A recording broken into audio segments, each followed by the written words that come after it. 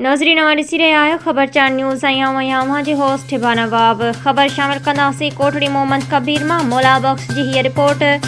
कोटड़ी मोहम्मद कबीर में शोहदाए करबला जे शान में पेश इमाम सैयद अहमद शाह बुखारी पारां जलसो मुनक़िद कयो वियो।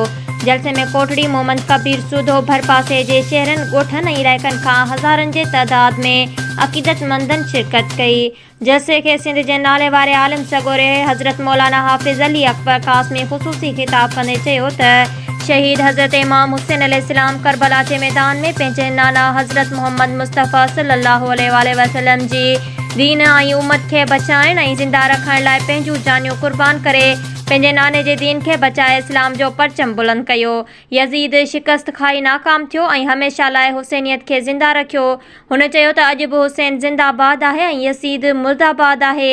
उनखां अलावा मौलाना मुफ्ती मोहम्मद सरवर भट्टी, मौलाना मुनव्वर अली चांग ऐं ॿियनि पिणु ख़िताब कयो।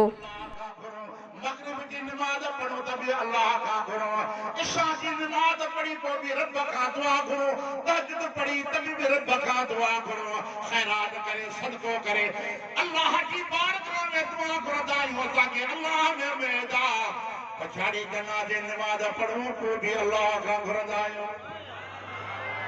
अब घुरंदा आहियो न जनाज़े खां पोइ छो जो अल्लाह में उम्मीद आहे। अल्लाह ताला तव्हां वटि जेका नाउमीद क़ौम आहे उन सां दोस्ती न रखो, उन क़ौम सां दोस्ती रखो जेका उम्मीद वारी क़ौम आहे। असांजी अल्लाह में भी उम्मीद आहे, मदीने वारे साईं में भी उम्मीद आहे, हसन हुसैन में भी उम्मीद आहे, सैयदुल औलिया हज़रत